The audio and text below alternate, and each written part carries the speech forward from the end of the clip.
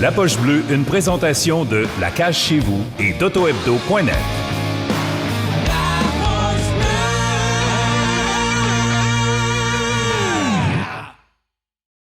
Ben là, j'ai hâte, Guy. Là, on a un champion aux poches. Là. Hein? Il s'est même mis en fond d'écran. Hey, le gars, il s'aime pas, hein? C'est même... Je pense que tu as eu une conversation avec tes chums que tu avais oublié. Ouais, exact, c'est ça qui est arrivé. Comment je fais pour ôter ça? Pour ôter les cheveux ou juste la photo? Non, c'est même pas moi, c'est genre Tyson Jost. Non, ça. Alright, je vais essayer de trouver un moyen Attends, là, on va te faire ça. Simon, peux-tu l'aider? Appelle-le son... Moi, je trouve ça parfait de même. C'est encore mieux en arrière. C'est encore mieux. Bon. Ouais, j'ai fait une petite décoration d'Halloween Ariel. Hey Sam, je pense que c'est la meilleure rentrée à la Poche Bleue à date. Là. Il y a eu celle-là de Martin Brodeur, Max. Brodeur avec la photo de son gars.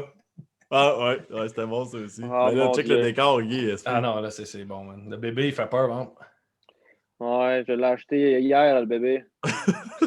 J'avais acheté ça hier. J'ai fait le petit shopping d'Halloween. On a un petit party samedi. Là, fait que je suis allé faire un petit shopping.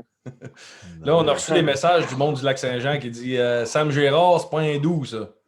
C'est vrai que c'est pas un parlant doux? du Lac-Saint-Jean, c'est nous autres. Il y a de quoi au lac là, avec mes chums. Là, on aime ça. On aime bien ça essai. Fait que je vais juste m'en ouvrir une puis la boire tranquillement. Là, mais je la calerai pas, par exemple. Ben non. On veut pas ça non plus, quand même. Hey, ça avec un peu de grenadine dedans, là. Mais t'es encore à Denver, Sam, hein? Ouais, non, exact. J'étais encore à Denver. Avec le COVID, là, ça me tentait pas vraiment de faire un 2 semaines de quarantaine au Québec, puis revenir ici, faire un autre 2 semaines. Fait que, je perds un mois dans mon été que j'ai, on peut dire, là. Fait que j'aimais mieux revenir ici, puis faire mes affaires tout de suite, là. Comment ça se passe, Sam, l'entraînement, quand on n'a pas d'horaire, vraiment? On ne sait pas quand ça va commencer. C'est-tu difficile? As-tu moins accès, justement, au gym puis toutes ces affaires-là? Non, ça va quand même bien ici à Denver. Là. Écoute, on a le centre là, où on s'entraîne pendant la saison qui est ouvert. Là. Alors, on peut aller s'entraîner là. Puis, on a la glace aussi. Alors, c'est quand les séries ont été finies, j'ai peut-être pris un bon 2 semaines, là, 3 semaines de relax à rien faire. Puis après, j'ai recommencé à patiner et à m'entraîner.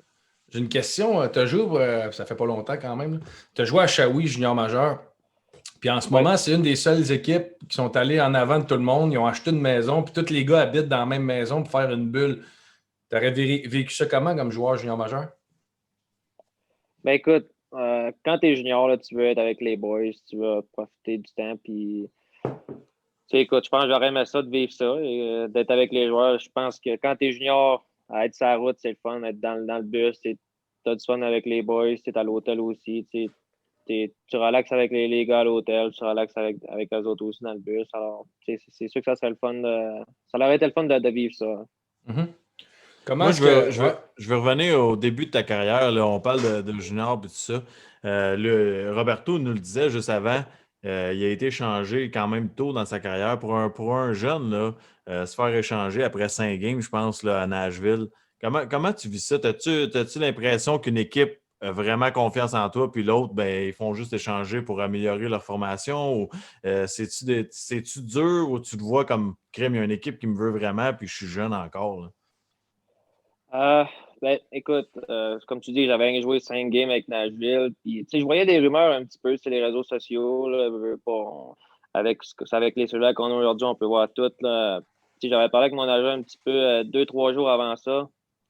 Puis, il m'avait dit, je pense, il ne penserait pas te changer, mais s'il y a une bonne offre. Puis, je savais que Nashville, là, il y avait une bonne équipe. Là, puis, Ouais. ils sont encore bons présentement. Leur défensive est très bonne. C'est probablement une des meilleures dans la ligue.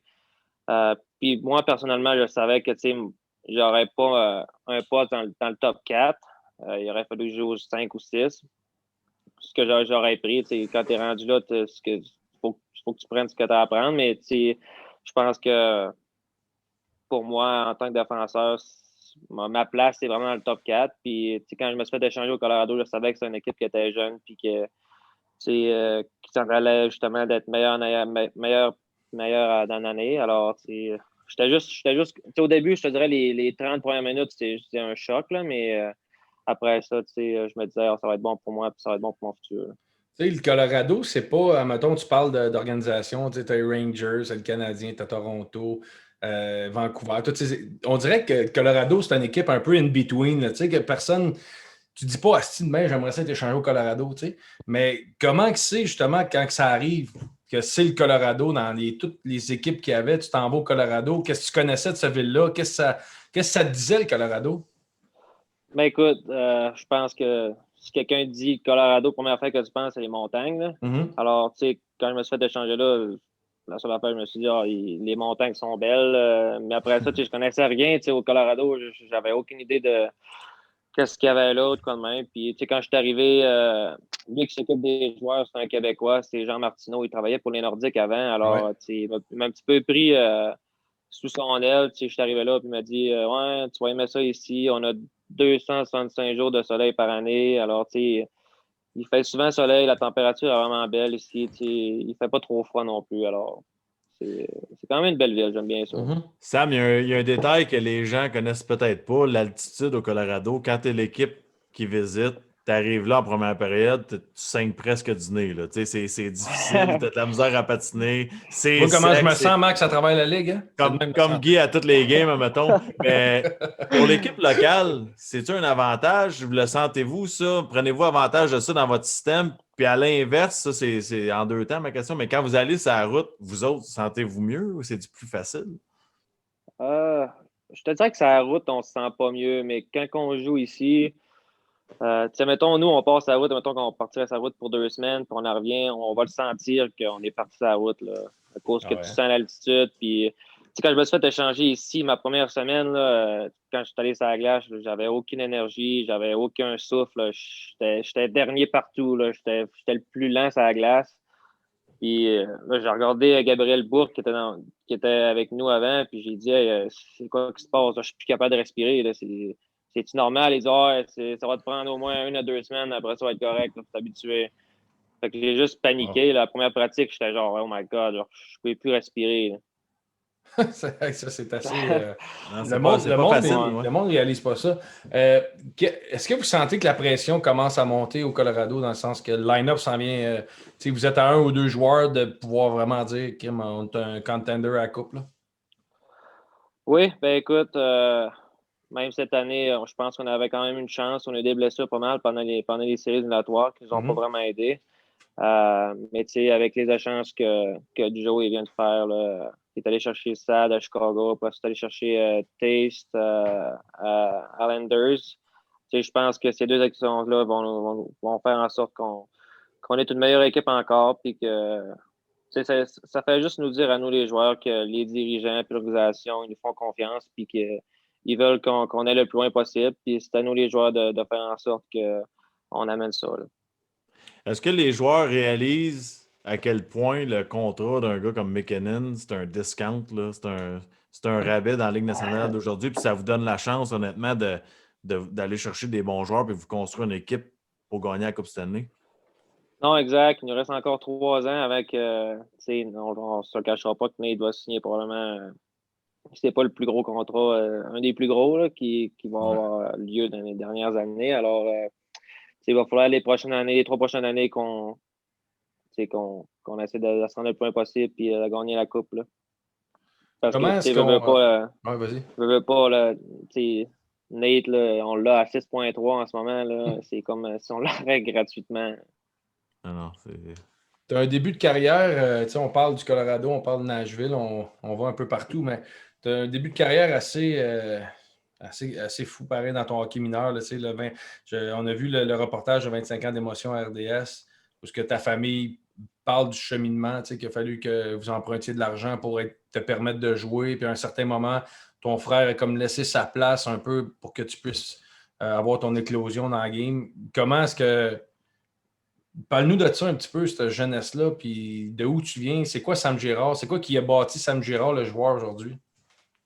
Non, écoute, j'ai grandi dans une famille vraiment tissée. Mes parents nous ont tous bien élevés. Puis, la famille, pour nous, c'est une valeur qui vaut beaucoup. Puis, il y a eu une généreuse personne au Lac-Saint-Jean, qui son nom, c'est Jean-Pierre Senneville. Mes parents, ça coûtait cher quand même. Il y avait deux de mes frères qui jouaient au hockey. Pas vraiment, genre, un de mes frères jouait Bam Tam Beach dans le calibre juste pour le fun avec ses amis.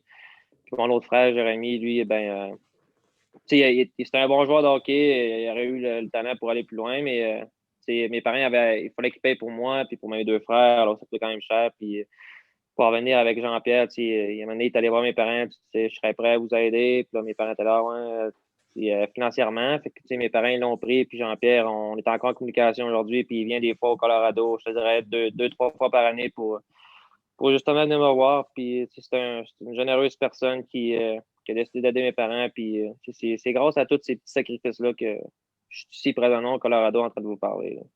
Mais c'est intéressant parce tu sais, des fois, quand on est jeune, on ne réalise pas l'impact. C'est quand on réussit qu'on dit tabarouette, cette personne-là a été marquante, a été importante. Puis c'est le fun de voir ça. Puis on parle de personnes importantes, puis c'est drôle. Là, je ne sais pas quelle relation tu as avec lui, mais c'est mon coach au milieu 3, Steve Larouche, lui, pendant 8 ans. Comment ça a été ta relation avec lui? Ça a bien été. Écoute, la première année, la première année que je suis arrivé là, je me rappelle, j'ai embarqué sur la glace peut-être 15 minutes avant la pratique, puis j'étais tout seul, puis là, après 5 minutes, j'y arrivais, puis là, on pratiquait mes shots, puis quand j'étais arrivé junior, je me rappelle, j'avais un bâton de 100 flex. Puis, je pesais genre 145 livres.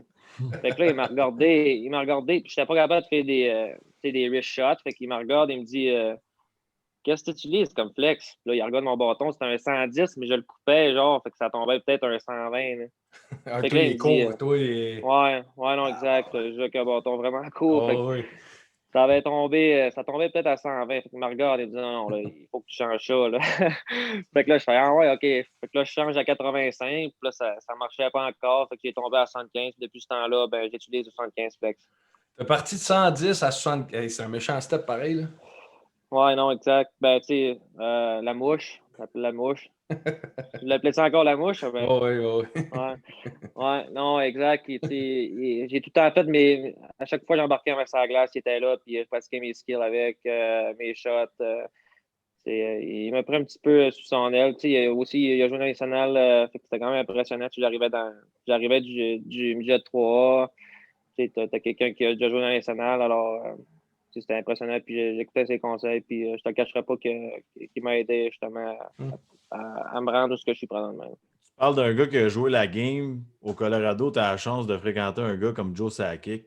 À quel point est-ce qu'il vous parle? Viens-tu dans le vestiaire, la communication? Est-ce que c'est ouvert avec lui ou c'est vraiment séparé de directeur général, joueur? Non, non, il est. Non, non, il est là dans la chambre, puis il est là dans la chambre, puis des fois, il va nous parler, puis c'est un gars qui est vraiment silencieux. Il parle pas vraiment, mais quand tu vas le voir, il va te parler, puis il va te dire ah, good game, ça a bien été à soir, puis ça. Mais sinon, il est pas vraiment présent, avec nous. Il va être là de temps en temps, mais sinon, on le voit pas vraiment souvent. Tu sais, Max parlait tantôt, après 5 games, tu es tradé au Colorado. As-tu fait ton party de recrue avec les Preds ou avec l'Avalanche? Écoute, c'est une grosse histoire, là. Je vais te raconter ça, là. Moi, j'avais 19 ans, puis là, ouais, ça me dérange pas bien, mais là, tous les gars, ils me faisaient peur à Nashville, OK? Tous les gars me faisaient peur, ils me disaient, ouais, prépare-toi parce que ça va être intense à soir, là. Genre, le party des recrues, apparemment, c'est intense. Puis j'avais eu des feedbacks un petit peu, mais ils m'avaient dit, ouais, prépare-toi, là, ça va être intense. Fait que là, le jour même que je me suis fait échanger, c'était censé être le party des recrues à Nashville. Fait que là, moi, je suis dans mon lit, puis là, je me prépare à faire une petite nappe là, avant le party. Fait que là, je dors pour au moins 2 heures dans l'après-midi. Puis là, je me réveille, là, je vois 4 appels manqués de mon agent Pat Brisson, 4 appels manqués de mon agent du Québec, 4 appels manqués de mes parents. Fait que là, tu sais, Pat, c'est rare qu'il m'appelle. Il m'appelle peut-être 1 ou 2 fois par année. Puis là, Là, je vois ça, je dis, OK, il y a quelque chose qui se passe. Ça va pas bien. Fait que là, je rappelle mon agent, je rappelle Pat. Là, je dis, hey, Pat, c'est quoi qui se passe? Il me dit, ouais, t'étais changé en Suède. Genre, t'étais changé, tu t'en vas en Suède. Parce que Colorado, il jouait deux games en Suède. Fait que là, je dis à Pat, je dis, voyons, qu'est-ce que tu dis? Je m'en vais en Suède. Si tu veux que j'aille faire là, je t'ai changé en Suède. Mais non, t'étais changé au Colorado. Il joue 2 games en Suède.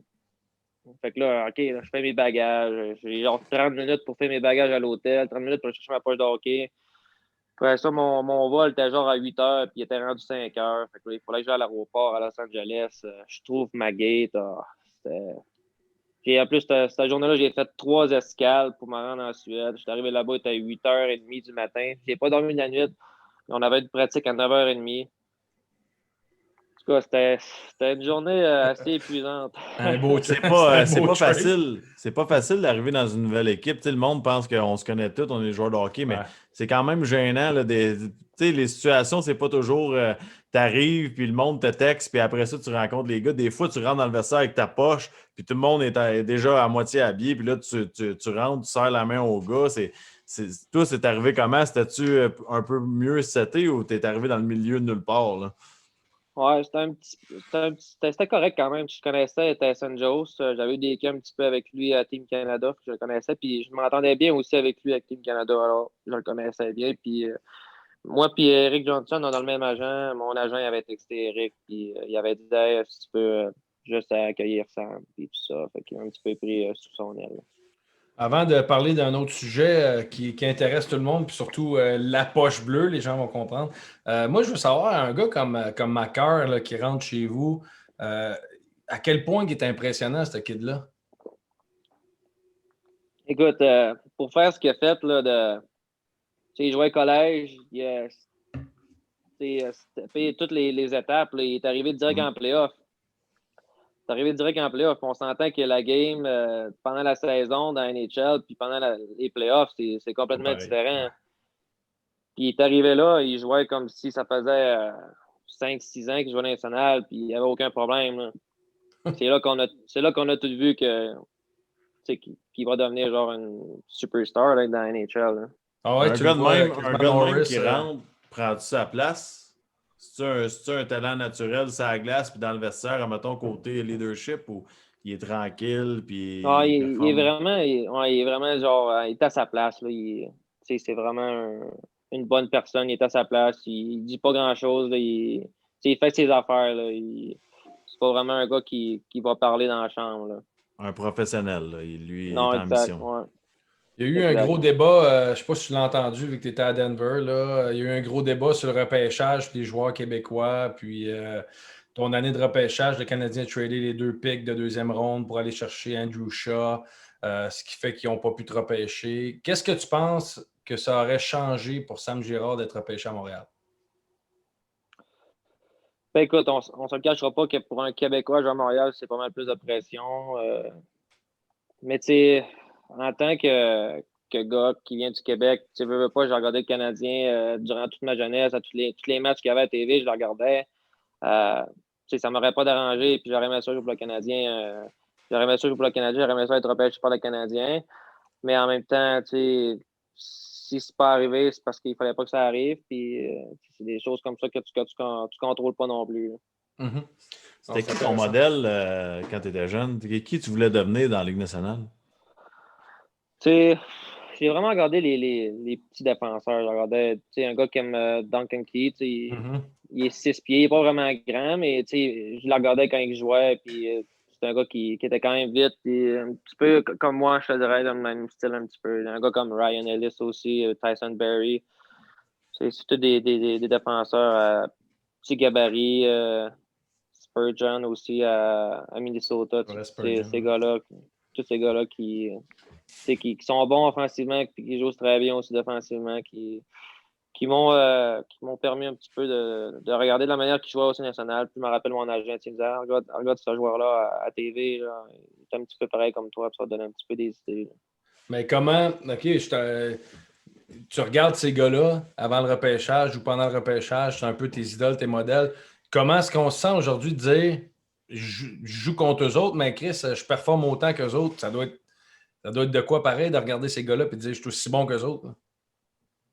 Non, exact, ouais. Ça fait de quoi d'aujourd'hui de dire ça, là, de dire que je joue contre eux puis qu'il y a des games que je performe bien contre eux aussi. C'est quand même assez impressionnant. Tu sais, quand tu es rendu là, tu sais, veux pas, depuis que je suis jeune, que je rêve de jouer à national, puis que tu sais jamais que ça va arriver. Écoute, comme moi, j'ai été repêché à Nashville. J'ai réussi à faire d'équipe parce que Ryan Ellis, Roman Yossi aussi était blessé. Alors, j'ai réussi à prendre un spot dans le top 4. Quand ils sont revenus, c'était un petit peu plus difficile. J'étais rendu scratch à la fin. Puis je me suis fait échanger. Alors, tout ce qui est arrivé, c'était juste les étoiles qui étaient alignées. Puis ça m'a permis de pouvoir jouer national. Puis quand je me suis fait échanger, j'ai resté avec Denver. Puis ils m'ont fait confiance. L'organisation, ils font confiance. Alors, c'est parfait. Je vais te poser une question que je n'ai jamais posée à personne. Hein? Puis c'est parce que j'ai confiance de Ben, même stressant, en votre ça. équipe. Non, j'ai confiance de même. Qu'est-ce que tu vas faire quand vous allez gagner la Coupe Stanley? C'est où que tu l'amènes en premier? Bon, Ben, ouais. écoute,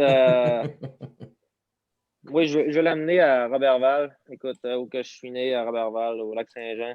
J'ai grandi là, puis c'est toute ma famille, tout le monde autour de moi. Je sais que la ville de Robertval m'ont toujours supporté aussi. Alors, je veux vivre ce moment-là avec tout le monde qui ont été dernièrement durant ma carrière, on peut dire. Alors, je te dirais où que je suis né, à Robertval.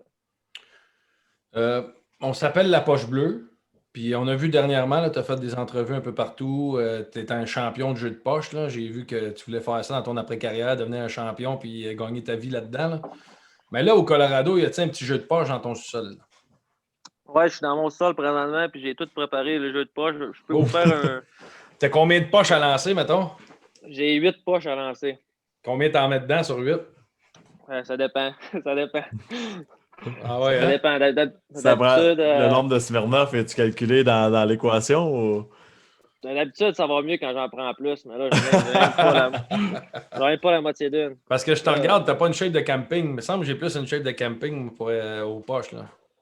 C'est quoi la distance? La distance, c'est 21 pieds, dans le fond. Du devant à devant, puis du trou à trou, c'est 25. OK. Ben là, c'est incroyable. J'adore ça. Ah, le téléphone, là, putain, il y a un setup incroyable. Là. Ah, ouais, je m'étais préparé pour vous autres. All right. Okay, d'habitude, j'en mets au moins 6, mais là, j'ai un petit peu de pression. Là. Pas à peu près. Tout est bon, sa pression. Hein?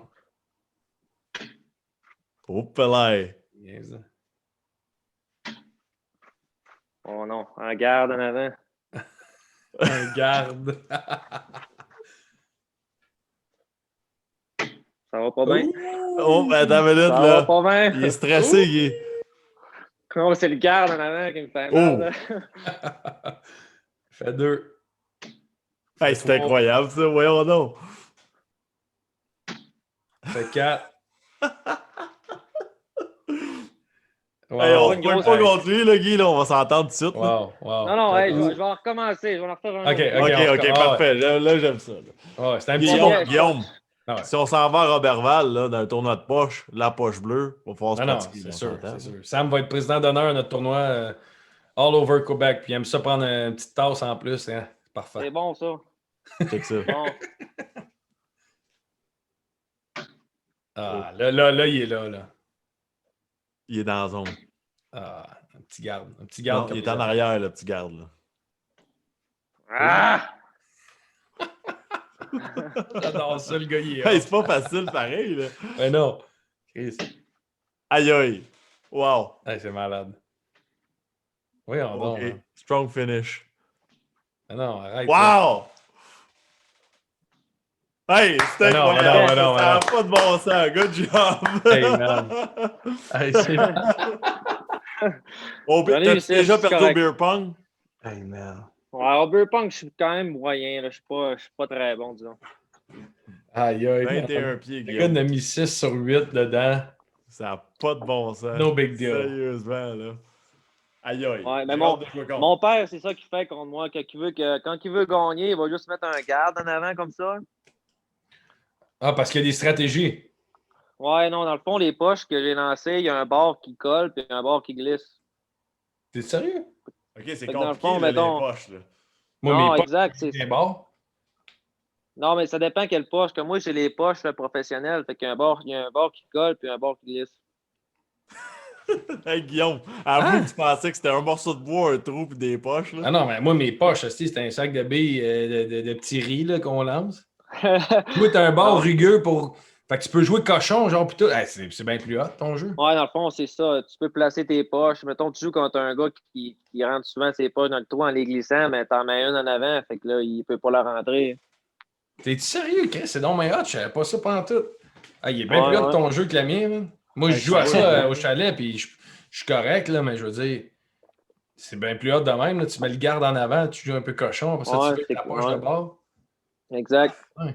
C'est stratégie. C'est hot en tabac. Je pensais pas qu'il y avait de l'intelligence là-dedans. Moi, je pensais que c'était le plus chaud qui était rendu le meilleur à la fin. Il y a de ça aussi, là. C'est là que je suis bon, moi, Chris. Hey, Guillaume, à la poche bleue, on a envie des beaux moments pareils. Là. On a eu Perron qui lance des paniers de basket puis des dunks live. Puis là, on a Sam qui joue avec les poches puis tout, puis qui nous apprend comment jouer aux poches. Là. Sam, il a moins choqué que Perron, même. Ah, Perron a choqué, ouais. Ouh! Aïe, aïe, qui a choqué, hein. Ouh! T'es pas fort. T'es pas fort. All right. Hey, Sam, c'était cool au bout. Merci d'être venu à la poche bleue. Là, il a même pas fini son drink. On a fait l'entrevue, il n'a même pas fini son drink. Oh. Ouais, c'est bon. Normalement, là, les mercredi, gars, c'est 2-3 drinks par entrevue, non? Oh, OK. Ah, il a fini. OK, bon, c'est bon. Ça ne Sam, pas longtemps, hein?